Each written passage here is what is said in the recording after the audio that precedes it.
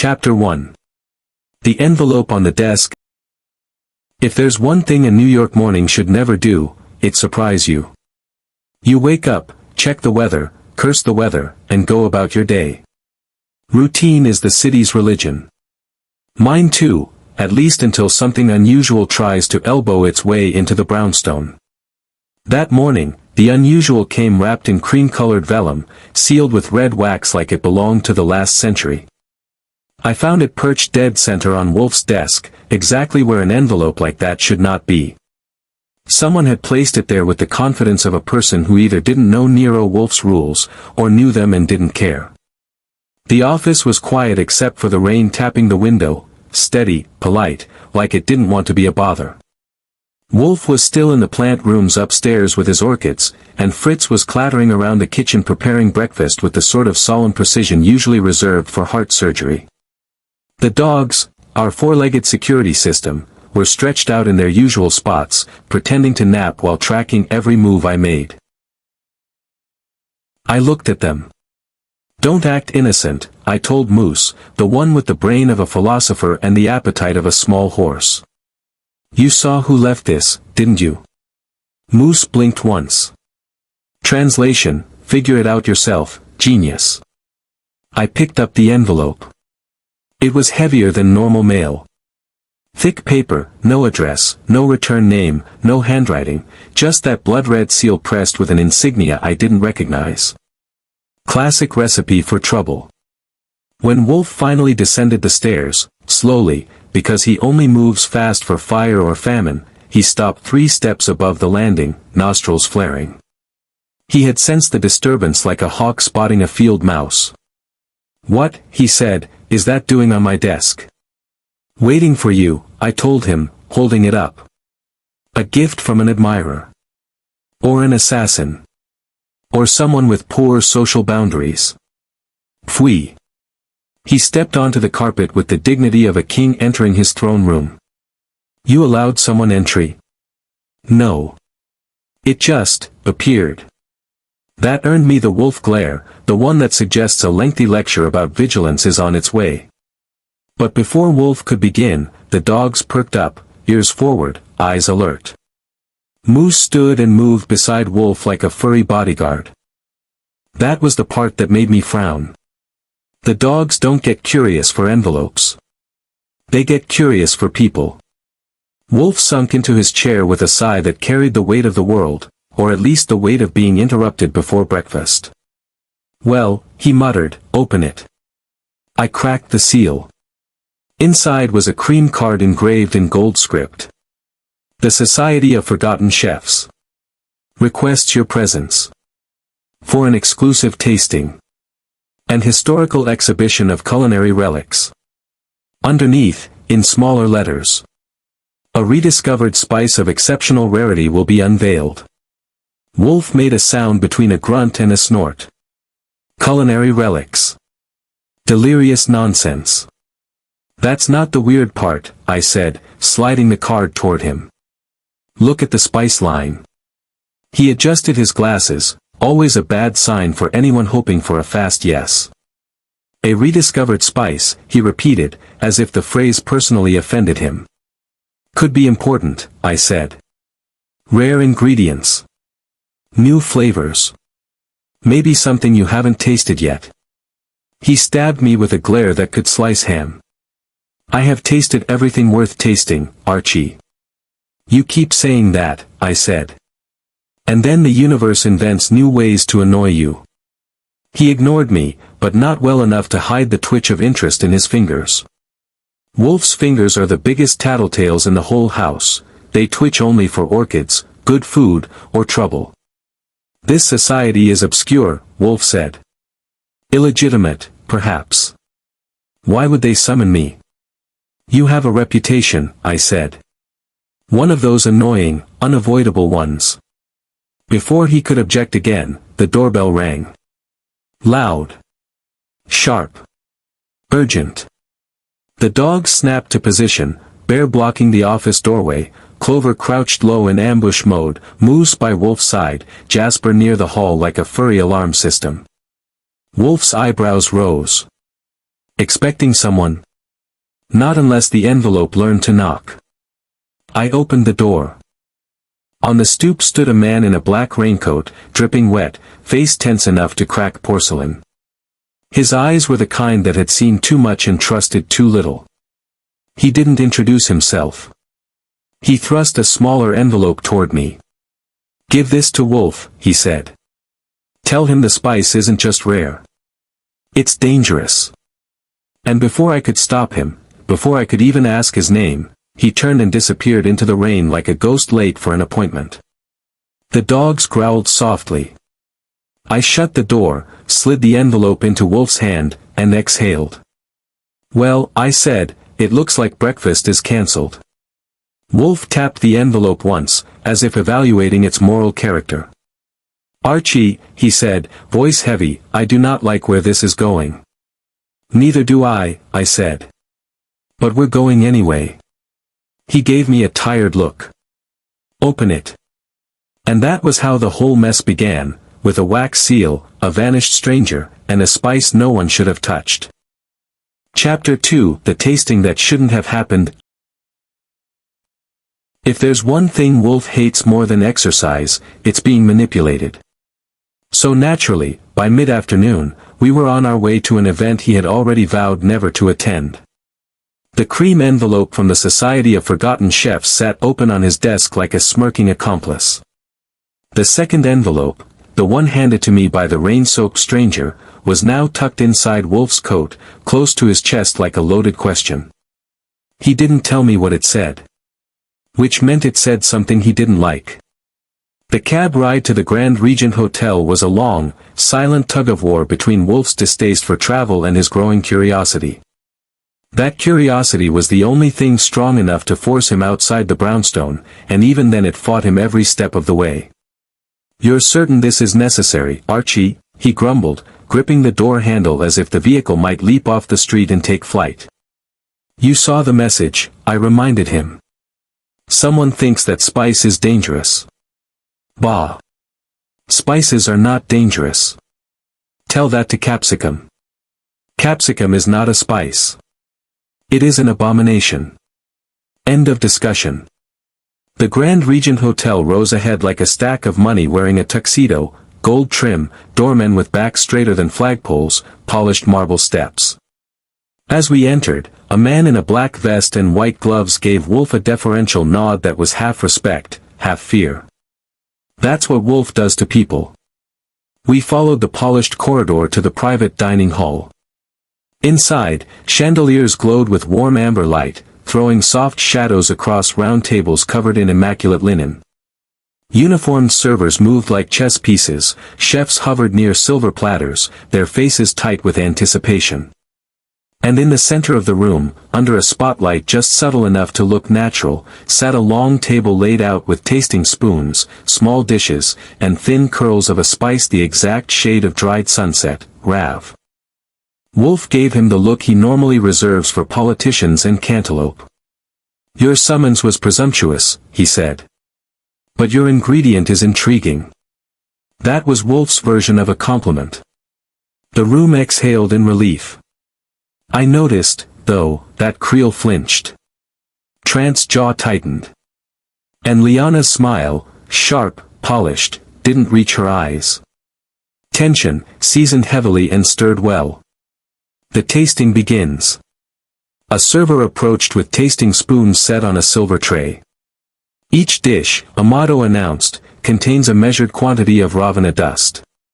Historically used in pre-colonial Ceylonese royal kitchens, it was believed extinct for more than a century.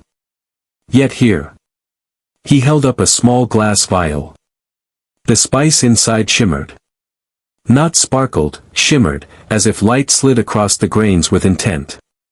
Wolfe leaned forward a fraction of an inch. That's the Wolfe equivalent of yelling, "Holy Moses." "Color is too uniform," he murmured. "Texture inconsistent. Particle size artificially regulated. HRM. I smirked. "So you're unimpressed?" "On the contrary," he said. "I am deeply troubled." The first dish arrived, tiny, delicate, part art piece, part edible mystery. I watched Wolfe take a spoonful, hold it near his nose, and breathe in. His eyes narrowed. He tasted. Then he stiffened. "Archie," he said quietly. "The spice is." He didn't finish. Because at that moment, Chef Amato's face went pale. His spoon slipped from his fingers. He staggered, one hand clutching his stomach, the other reaching out in blind, desperate air. Liana gasped. Trant swore. Creel stepped back as if the ground had turned to fire. Amato collapsed onto the table, knocking over a dish that shattered on the marble floor. I moved fast. Wolfe didn't. He froze, eyes sharp, watching everything. I reached Amato, but one look told me all I needed to know. His breath rattled once. Then stopped. The dining hall went dead quiet except for the slow drip of spilled sauce hitting the floor like the world's most depressing metronome. Someone screamed. Someone else fainted. The chandeliers flickered. Wolfe's voice broke through the panic. "Archie," he said calmly, "secure the spice." I grabbed the vial before anyone else could. It felt warm, almost alive in the palm of my hand. And then the realization hit me like cold water. The stranger who came to our door had been right. The spice wasn't just rare. It wasn't just rediscovered. It was dangerous. And now a man was dead because of it. Chapter 3, The Spice Turns Deadly. You can always tell when a room full of high-end culinary professionals sees a man drop dead in front of them. They lose all the dignity they walked in with. The fancy coats, the carved from marble confidence, gone. Panic stripped everyone down to their real selves. Liana Voss staggered backward into a table and sent a cascade of silverware to the floor. Bernard Trant's face went so white he looked like an expensive statue someone forgot to finish painting. Jonas Creel kept whispering, "No, no, no," like a scratched record stuck on terror. And Wolfe? He stayed perfectly still. While I checked Amato's pulse, absent, Wolfe watched the spice. Not the body. The spice. "Archie," he said, voice steady as a judge's gavel, "no one leaves." "You planning to wrestle them yourself?" I asked. "I plan," Wolfe replied, rising to his full, immovable height, "to instruct. You will enforce." It wasn't a request. And I didn't need to enforce anything, because the doors swung open a moment later and a pair of security guys stepped in, drawn by the commotion. It's always convenient when the universe obeys Wolfe before I have to. "Seal the exits," Wolfe told them. "A man is dead." That did it. Silence. Even the chandeliers felt like they were holding their breath. The spice that shouldn't be. I handed Wolfe the vial I'd grabbed earlier. He took it with a look normally reserved for rare orchids and imminent disasters. "Smell," he said, holding it under my nose. I did. The scent was faint, citrus, smoke, something floral buried underneath. Nothing that screamed murder. "Smells fine to me." "It should not," Wolfe said. Celanese Ravana dust was aromatic, yes, but mild. Gentle. This. He swirled the vial gently. "Is too potent. Too bright. So it's artificial?" I asked. "Artificial and dangerous." He fixed his glare on the suspects. "Who handled this spice before today?" Wolfe demanded. No one answered. "Cowards." Wolfe tapped his cane. Yes, he'd brought one, symbolism included, against the table. "The silence will not protect you. Someone here engineered a substance capable of killing a grown man in seconds." "Are you saying Amato poisoned himself?" Liana said, voice shaking. "No," Wolfe said. "Amato was many things, but suicidal was not one of them."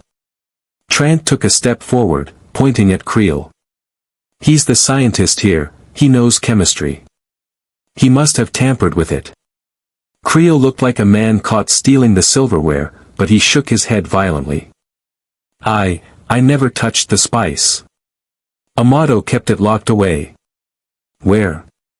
Wolfe asked. In a climate-controlled case in the kitchen, Creel stuttered. Archie, Wolfe said, retrieve it.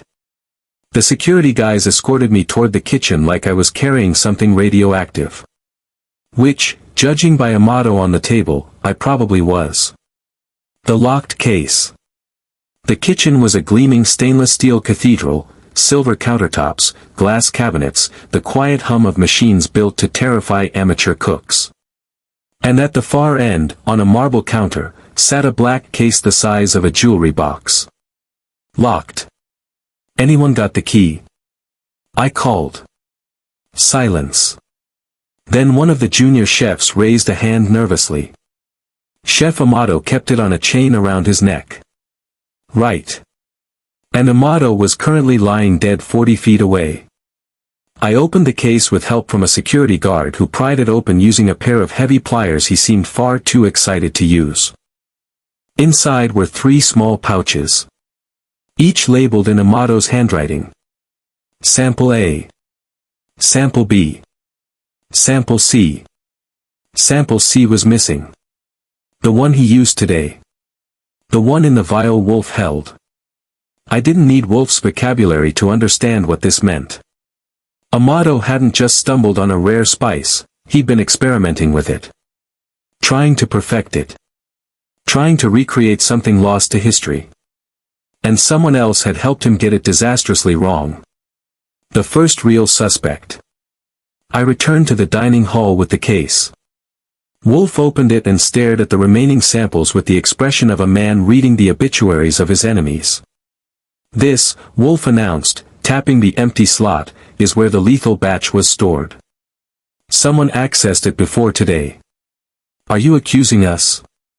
Liana demanded. Yes, Wolfe said simply.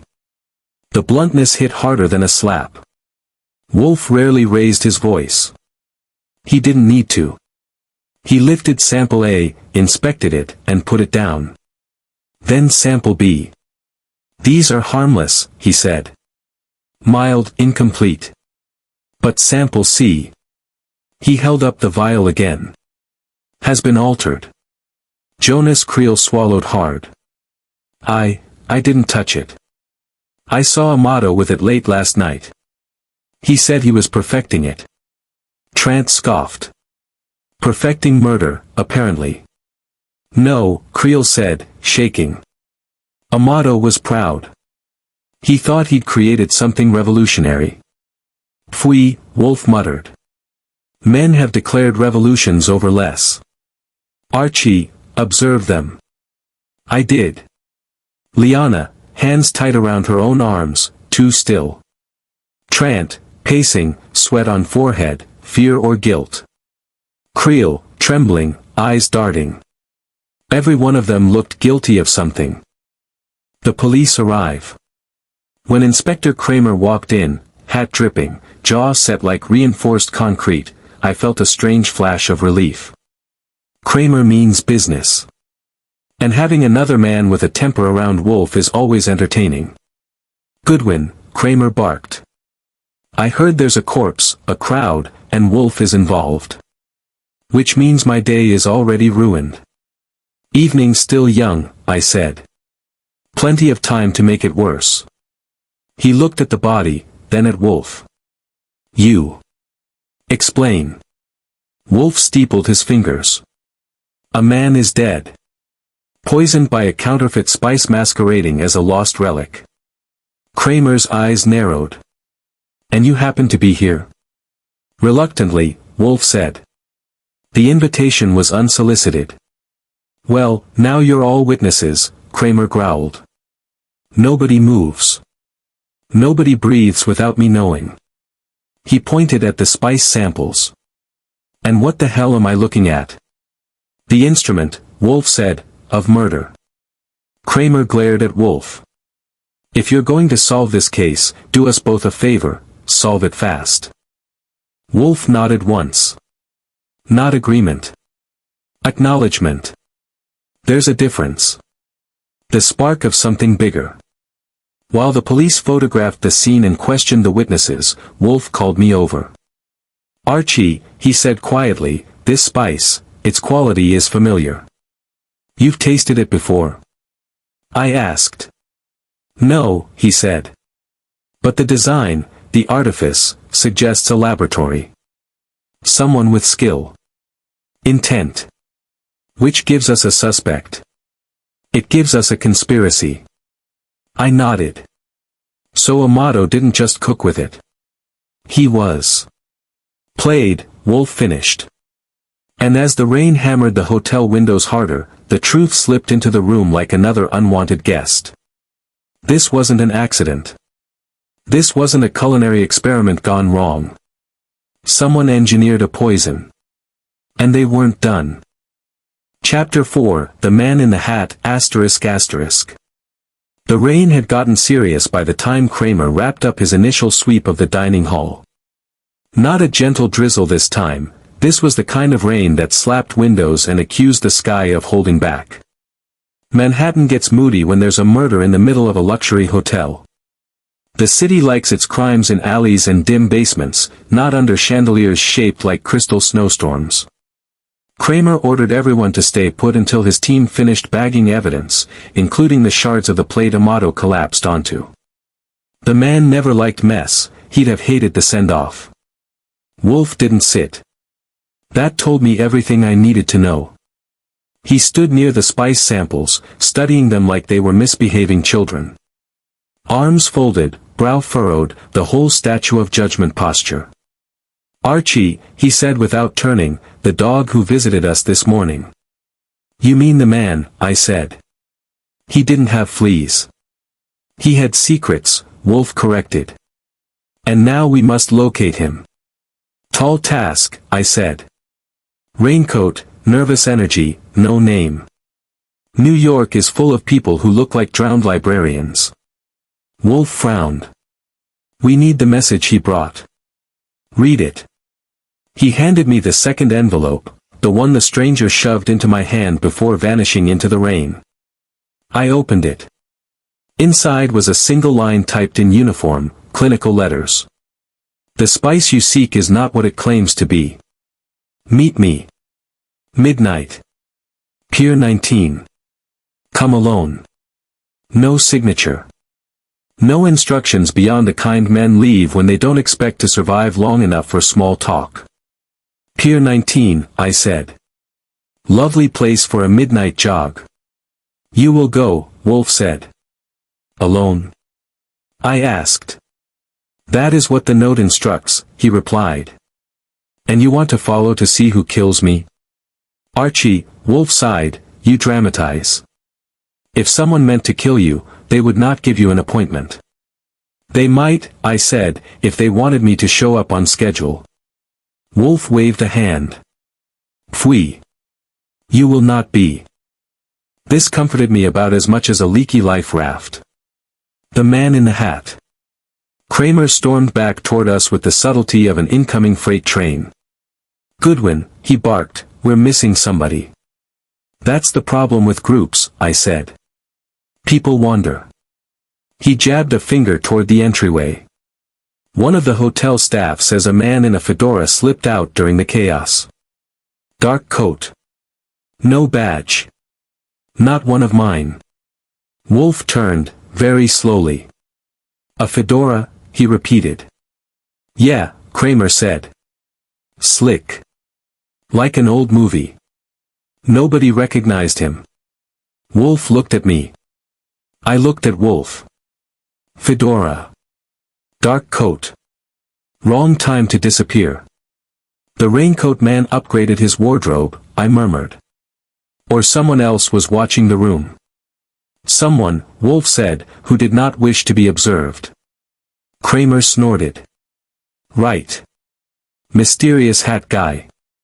Want me to believe he poisoned the chef with magic dust? He did not poison Amato, Wolfe said. But he is involved.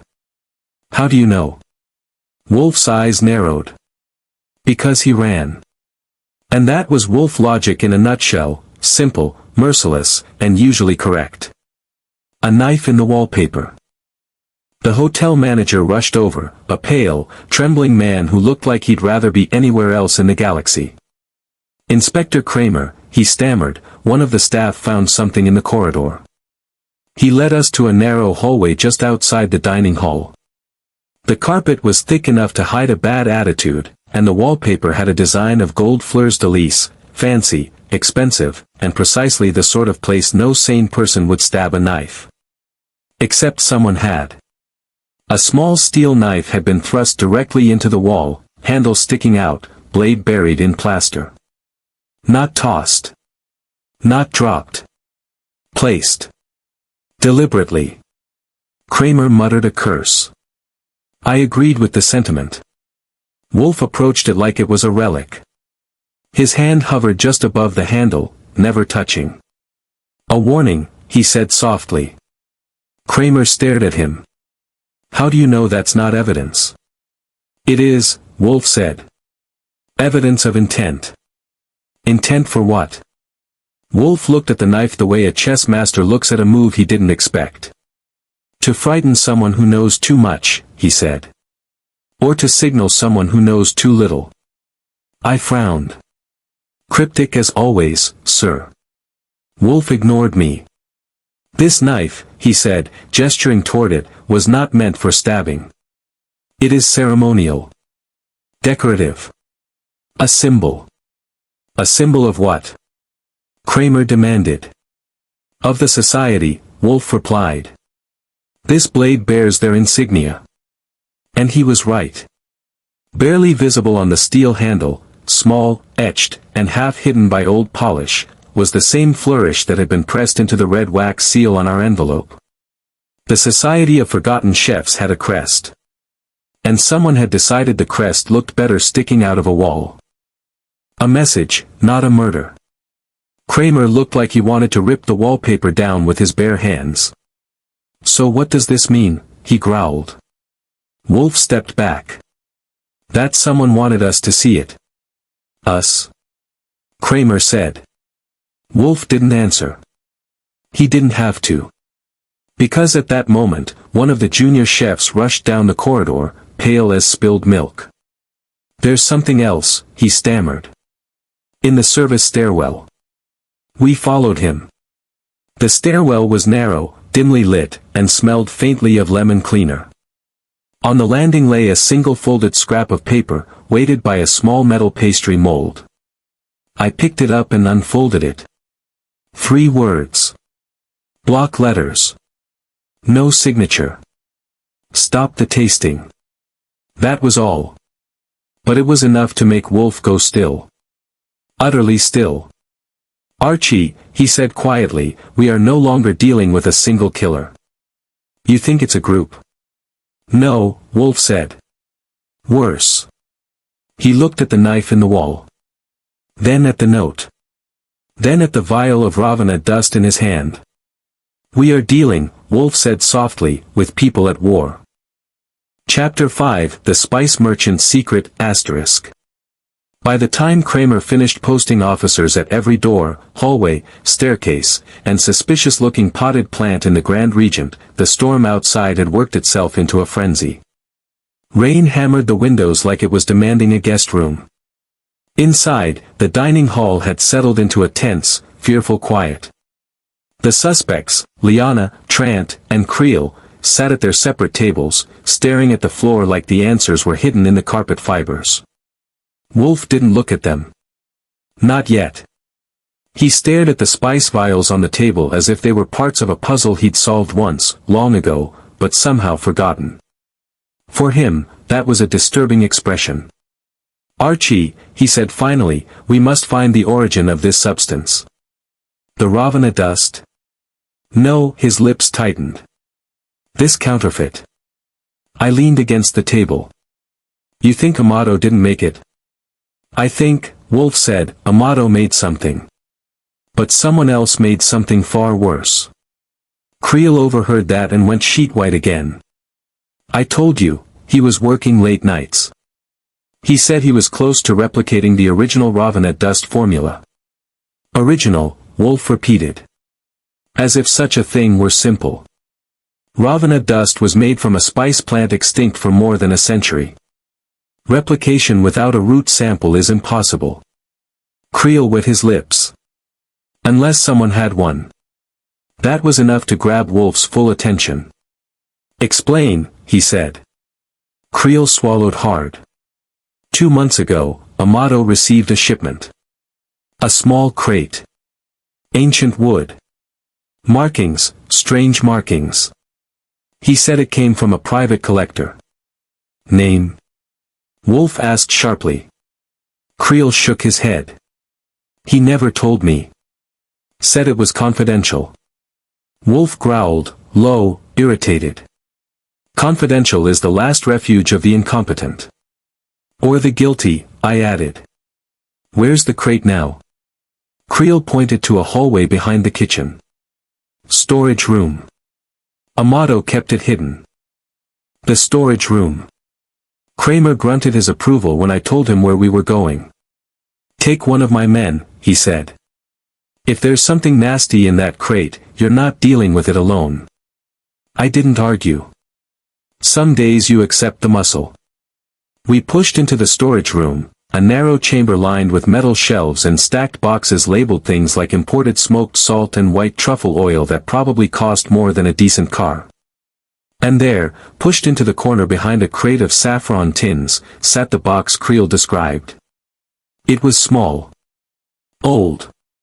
Too old. The wood looked centuries worn, carved with swirling patterns that didn't belong to any culture I recognized. I crouched down. The lid was shut with a sliding latch, no lock, but heavy enough to show someone had wanted it secure. I slid the latch. The lid creaked open. Inside was something wrapped in thick cloth, yellowed with age. I unrolled it carefully. The cloth revealed a jar. Clay. Cracked. Marked with the same swirling pattern as the crate. Inside the jar. Dust. Not the bright, shimmering stuff that killed Amato. This was dull. Dry. Earth-colored, like crushed bark. The real spice. Or what remained of it. Archie, Wolfe said behind me, having arrived silently, do not move that jar. I wasn't planning to juggle with it, I said. He stepped forward, squinting at the cracked clay. This is centuries old. A relic. But the contents. He frowned. They are inert. Degraded.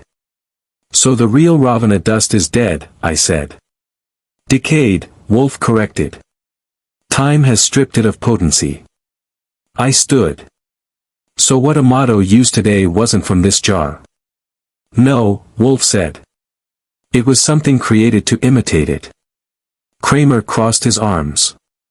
You're telling me someone cooked up a poison and passed it off as legendary spice dust? Yes, Wolfe said. And Amato, in his arrogance, or desperation, used it. Kramer gave the jar a wary look. So where the hell did the real stuff come from? Wolfe ran a thick finger across the jar's sea. Back to the dining hall. We returned to the dining hall with the jar. Liana's eyes widened, Trant stood up so fast he nearly toppled his chair. That's Amato's crate, Liana whispered. Wolfe nodded. Tell me what you know. Nothing, she said. He guarded it. Didn't let anyone near it. Trant sneered. Oh, spare me. You practically lived in his pocket.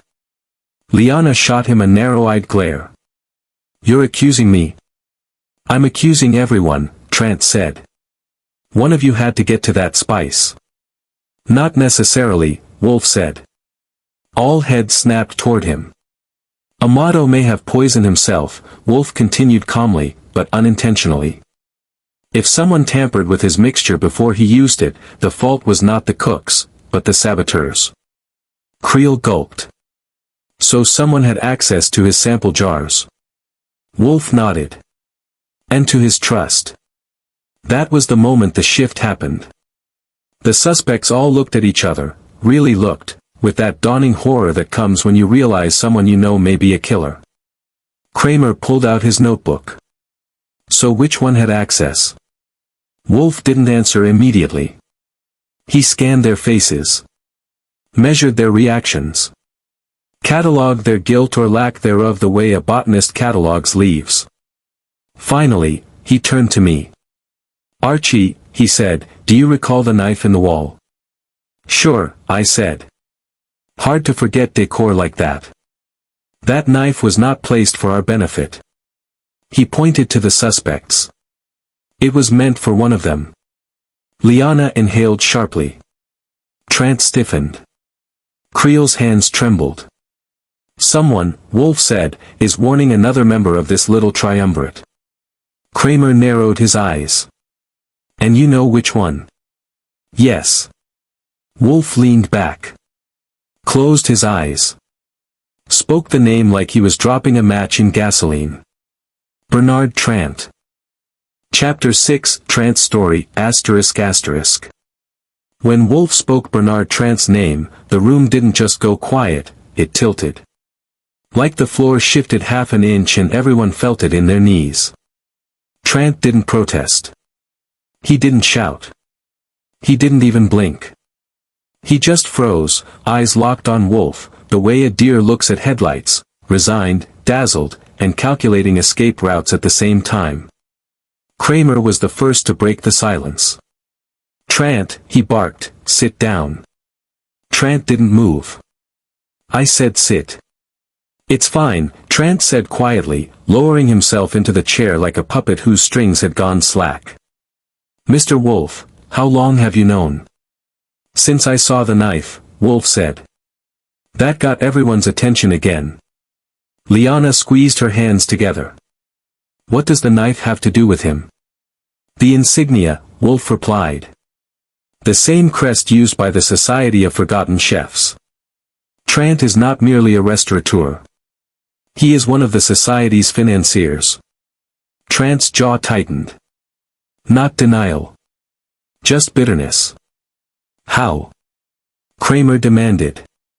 Wolfe pointed to the gold cufflinks gleaming on Trant's sleeves. The crest is engraved on his cufflinks. The same design as the wax seal. And the knife handle. Trant exhaled. A long, weary exhale. All right, he said. Fine. Yes. I'm a member.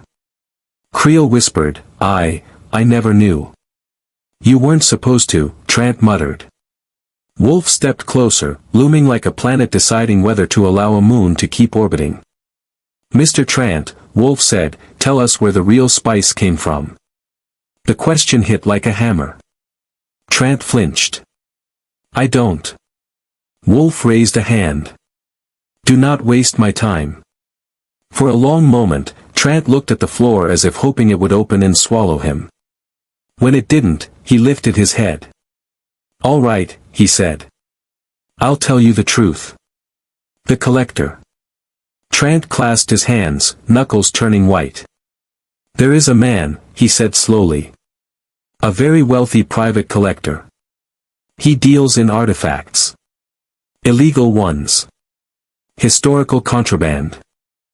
What's his name? Kramer snapped. Trant shook his head. I can't. If I do. You're already in deep trouble, I said. Might as well share the pool. Trant sucked in a breath.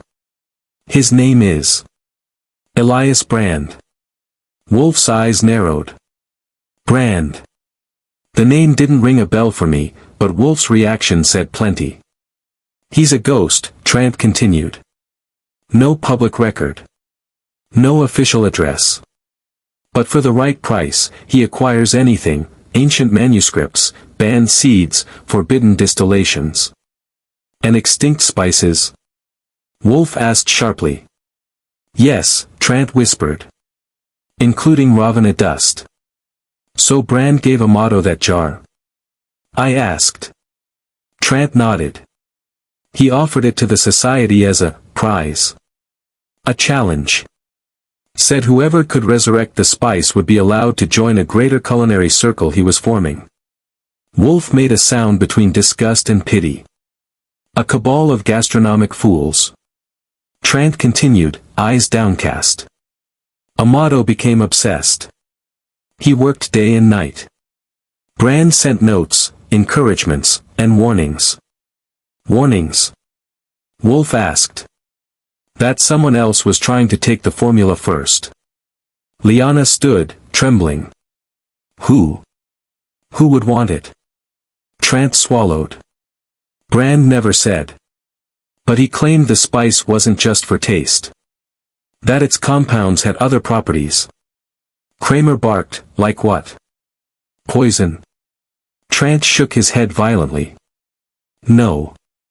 The real Ravana dust wasn't toxic. But Brand believed it enhanced certain neurological effects. Memory. Sensation. Even perception. Oh, terrific, I muttered. Mind dust. Trant leaned forward.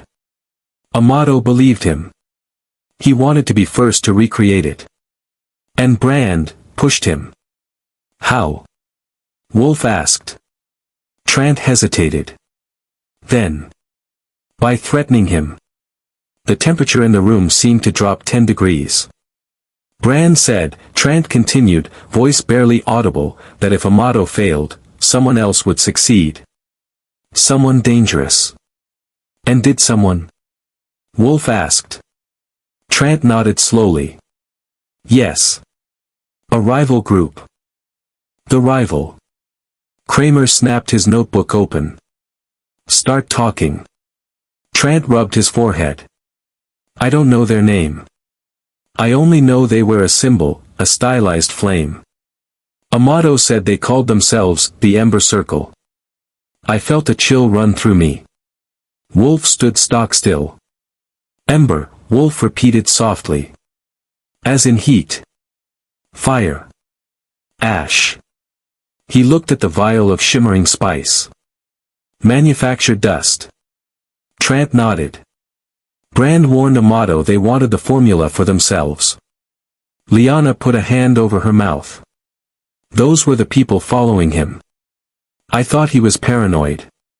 He said someone was watching the hotel. Kramer scowled. Then why didn't anyone report this sooner? Because, Trant said, shaking, Brand told us to keep quiet. Wolfe's jaw tightened. A man is dead. Silence protected the wrong side. Trant looked up, eyes hollow. I didn't kill him, Mr. Wolfe. I swear it. I warned him not to use the newest batch. But he said he finally had it right. That the color, the texture, they matched Brand's samples. Wolfe tapped the vial. He was wrong. This is not refinement. It is corruption.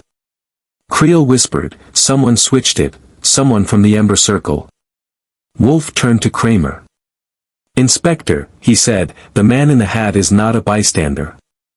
He is with the Ember Circle. Kramer clenched his jaw. Then we find him. No, Wolfe said. We let him make his next move. Kramer gaped. What? Why? Wolfe's eyes became cold steel. Because, he said, he believes the formula is incomplete. And he will seek the remaining samples. I looked at the case. Samples A and B. Harmless but valuable. You're saying he'll come after them? I asked. Yes, Wolfe said. And when he does, we follow. The setup. Kramer rubbed his temples. This is insane. No, Wolfe replied calmly. It is strategy. Then we stake out the samples, Kramer said. Put men.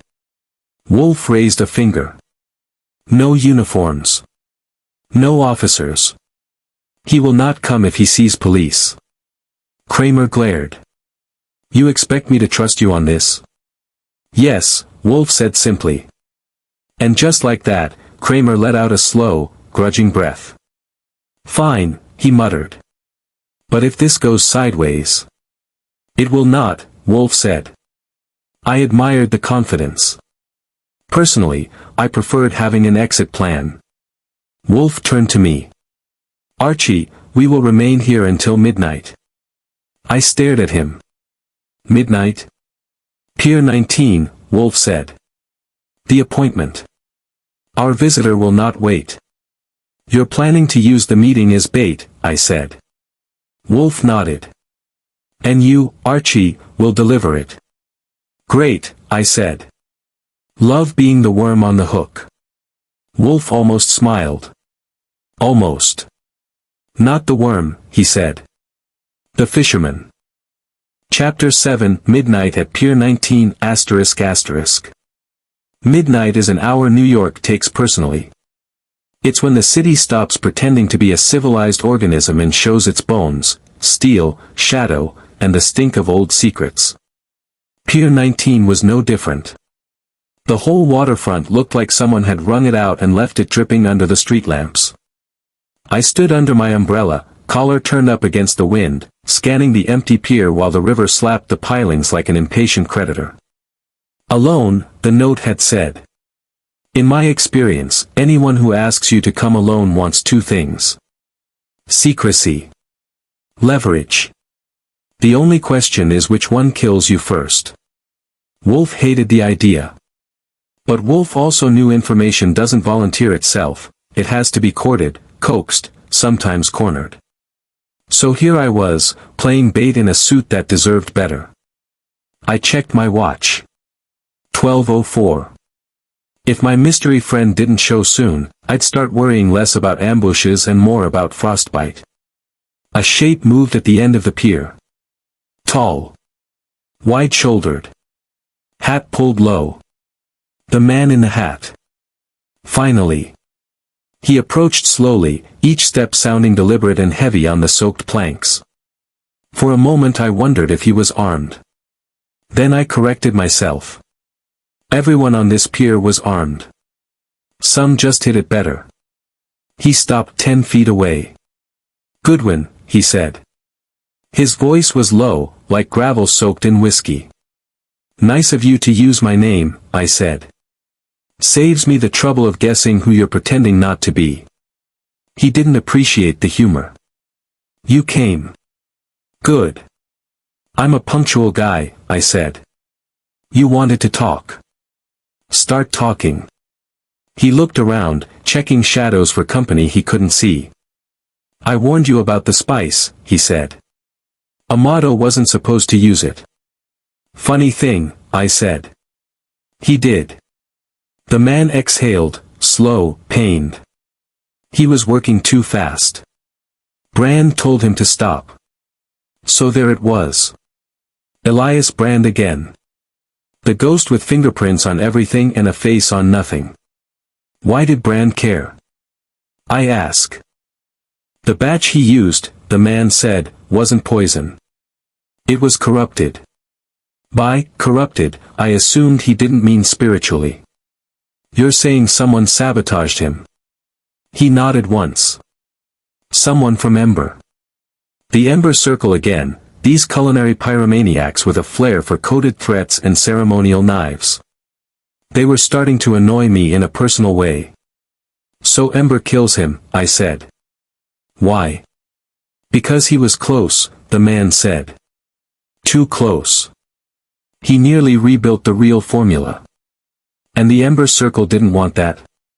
They wanted it first. We stood in silence a moment. The river churned below, and the wind tried to take my hat. Why tell me? I asked. Why not Wolfe? He hesitated. Wolfe is predictable. You, less so. I'll take that as a compliment, I said. Don't, he muttered. It isn't. The trap springs. A metallic click echoed behind me. Small. Subtle. The kind you hear only when someone else has decided the talking portion of the night is over. The man in the hat tensed. They followed you. Impossible, I said. I came alone. No, he said, stepping back. You were brought alone. 3 shadows detached from the crates stacked near the pier wall. Dark coats. Dark gloves. No faces, just motion. Ember, the man whispered. One stepped forward, raising a compact pistol with a suppressor attached, sleek, matte black, and aimed directly at my chest. Well, I muttered, that's not friendly. The man grabbed my arm. Run. From bullets? I said. That's ambitious. But we didn't have time to debate strategy. 2 more shadows moved behind me, closing in fast. Then the first gunman fired. Whip. Not a bang, just a stitched whisper of air. A bullet buried itself in the dock an inch from my foot. If he was aiming to kill, he'd have hit me. This shot was a warning. Or a message. We're being boxed in, I said. No, the man growled. We're being herded. Lights flared at the far end of the pier, headlights lancing through the rain like a pair of angry suns. A car engine roared. Doors slammed. Ember had come in force. So what's their plan? I asked. Grab us? Shoot us? Invite us to dinner? The man gripped my shoulder. They want the samples. They think you have them. Oh, I said. Lovely. I left them with Wolfe. The man blinked. You what? What, you expected me to bring murder dust to a midnight meeting? You're an idiot, he snapped. Smart idiot, I corrected. The gunman closed in. We backed up until our heels hit the railing. Cornered. Rain driving sideways. 3 gunmen ahead. 2 behind. 1 car blocking escape. And the river trying to sell us on drowning as a lifestyle. Great evening. The man in the hat leaned toward me. If we jump. No, I said. Then fight. That I can do. I stepped forward, hands ready, already picking the first target. And then a voice boomed across the pier, deep and unmistakable. Enough. Every head snapped toward the pier entrance. And there, standing in a black coat that billowed in the rain like a storm cloud that had learned English, was Nero Wolfe. He was flanked by 2 men in dark suits, Kramer's plainclothes officers. He wasn't running. He wasn't even walking fast. He simply arrived like the tide.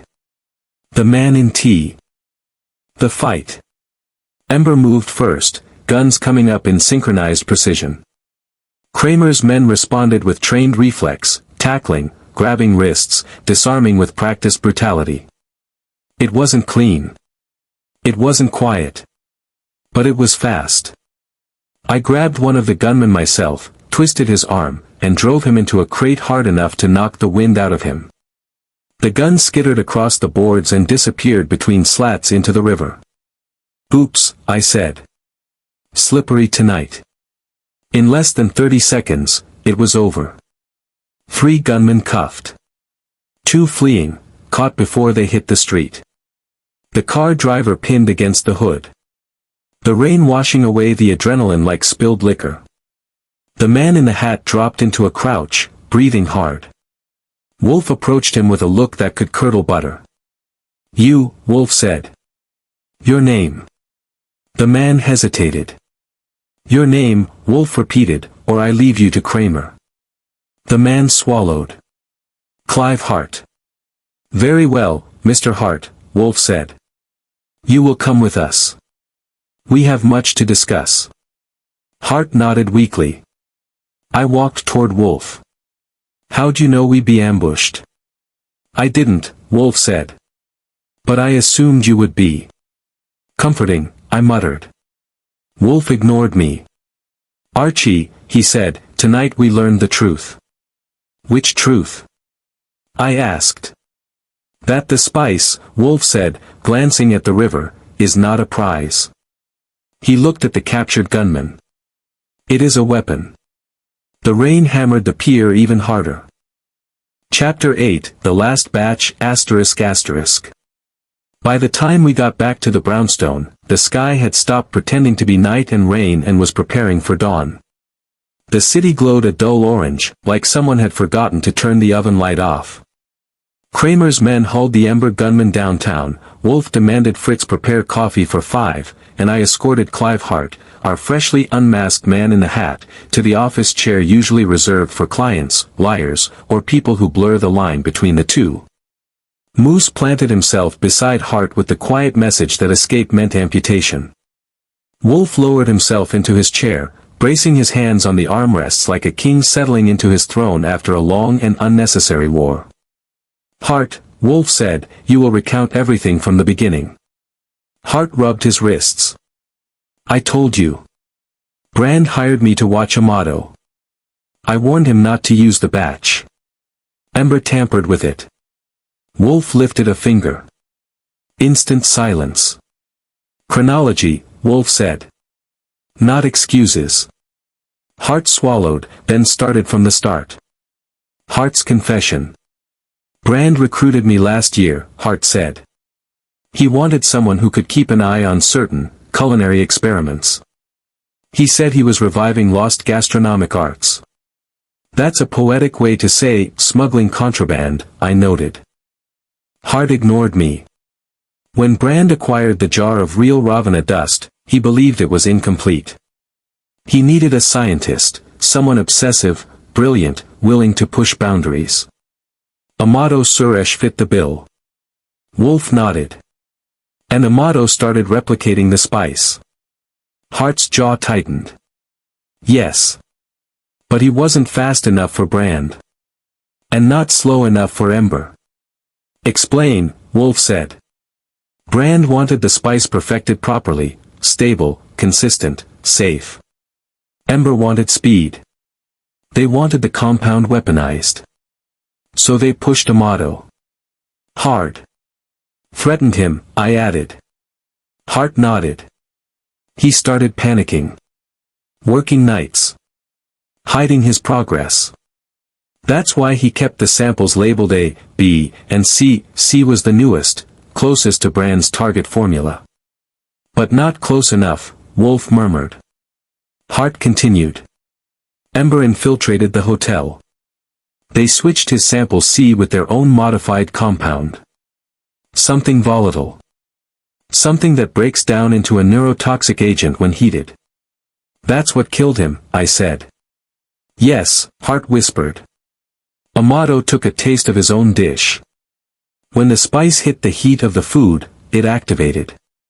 He didn't even swallow. Wolfe leaned back, eyes hard as granite. That explains Amato's death, he said. But it does not explain the knife. Hart exhaled slowly. That was a message for Trant. Wolfe tapped his fingertips together. Continue. Trant was funding Brand's side of the operation, Hart said. Ember knew. The knife was a warning, stop backing Brand or be removed from the equation. Trant, who had been sitting silently in the far corner, looked like he wanted to crawl under a rug and rethink his life choices. The final clue. Wolfe turned to the crate on his desk, the ancient jar of real Ravana dust. He lifted it, examined its cracked surface, then set it down with deliberate care. Hart, Wolfe said, there is one inconsistency. Hart stiffened.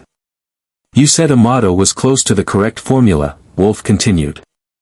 But the real Ravana dust is inert. Degraded. Biologically dead. Hart blinked. I don't understand. Of course you don't, Wolfe said. I scarcely do myself. But the truth is clear. He gestured for me to bring the vials of samples A and B. Wolfe uncorked sample A and sniffed. Then sample B. His eyes narrowed. Archie, he said, confirmed the texture. I ran the dust between my fingertips. Fine. Dry. Grain size consistent. Consistent, Wolfe repeated. Too consistent. Hart frowned. Meaning? Wolfe gave him a look that could have cut glass. Meaning, Mr. Hart, that Amato did not recreate the spice from the jar. Hart shook his head. He did, he said, Brand instructed. No, Wolfe said sharply. He believed he was recreating it. But the real work, the foundational compound, came from somewhere else entirely. Hart went pale. Brand lied. Wolfe gave a shrug that weighed as much as judgment. Brand lied about everything. Elias Brand revealed. Kramer, who had been leaning in the office doorway like a grumpy gargoyle, stepped forward. You're saying Brand engineered the poison himself? No, Wolfe said. He engineered the formula. But he needed someone else to refine it. Amato. Ember. Even you, Mr. Hart. You were all tools. Hart swallowed. Tools for what? Wolfe tapped the jar. For distribution. Silence hit the room like a hammer. Brand planned to flood the market, Wolfe continued. Not with spice. With a neurological agent disguised as spice. A new drug. A powerful one. One that mimicked sensory enhancement. Memory sharpening. Bliss. Ecstasy. Hart stared at the floor. And we all walked right into it. No, Wolfe said. Amato died because he pursued genius without caution. Ember killed him because they pursued profit without conscience. You, Wolfe glared at Hart, because you pursued a salary without vigilance. Hart nodded weakly. You're right. Wolfe wasn't done. He turned toward the window, hands clasped behind his back. Brand, Wolfe said softly, is the architect. The manipulator. The one who set both sides against each other. Kramer scowled. And where is this architect hiding? Wolfe smiled faintly. He isn't hiding, Wolfe said. He is waiting. For what? I asked. For the formula, Wolfe said. Which he believes still exists. Hart stared at the vials. But sample C is gone. Used. Destroyed. Yes, Wolfe said. Which is why Brand will come for A and B. My stomach tightened. Meaning what? Meaning, Wolfe said, Brand is coming here. I blinked. Here. To the brownstone. Yes, Wolfe said calmly. To retrieve the last surviving traces of his invention. Kramer straightened. Then we'll have men posted. No uniforms, Wolfe said. Brand respects subtlety. Kramer waved a hand. Fine. Plain clothes. Wolfe nodded. He will arrive before dawn. How can you be so sure? I asked. Wolfe lowered himself into his chair. Because, Wolfe said, Brand believes everyone else is a pawn. And a chess master retrieves his pieces personally. The final visitor. We didn't wait long. At 4:17 a.m., the doorbell rang. Not a frantic ring. Not a hesitant one. A single chime, polite and deadly. Kramer's men flanked the front hall. Moose sat like a furry boulder beside the umbrella stand. I opened the door. A tall man in a charcoal coat stood under the street lamp glow. Silver hair. Sharp eyes. Smile polished to perfection. Goodwin, he said. May I come in? I stepped back. Mr. Brand, I said. We've been expecting you. He smiled. That, he said, stepping over the threshold, is what I was counting on. The endgame. Brand entered the office like he owned it. Wolfe didn't rise. Elias Brand, Wolfe said. Master of deception. Thief of relics. Pharmaceutical fantasist. Brand chuckled. High praise from a man of your palate. Wolfe ignored the compliment. He lifted the vials. These, he said, are all that remain. Brand's eyes glittered. Then the game is over, Brand said. Hand them to me. No, Wolfe said simply. Brand stilled. The mask cracked. Just a hairline fracture.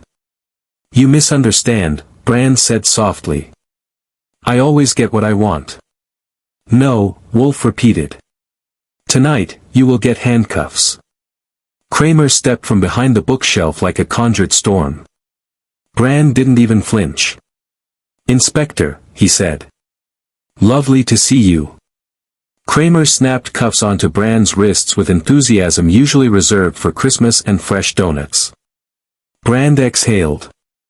You have no proof. Wolfe raised a finger. I have the samples.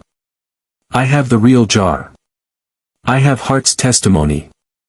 And I have the chemical analysis you so thoughtfully provided by killing Amato. Brand's jaw clenched. You played a dangerous game, Wolfe said. And you lost. Brand's smile vanished. Kramer marched him out of the brownstone, muttering satisfaction under his breath. Case closed. When the house was finally quiet again, Wolfe sighed, a deep, soul-worn sigh that sounded like a man returning from a long, unnecessary journey. Archie, he said, burned samples A and B. You sure? Yes, Wolfe said. Nothing good can come from them. I destroyed them in the kitchen sink, running water until every trace was gone. Wolfe remained in his chair, staring into the dim office. Danger, he said softly, often comes wearing refinement. I nodded. You think Brand ever cooked anything in his life? Wolfe snorted. I think Brand never tasted anything honestly. I smiled. Case closed. Yes, Wolfe said. And thank God. I am overdue for breakfast. The end.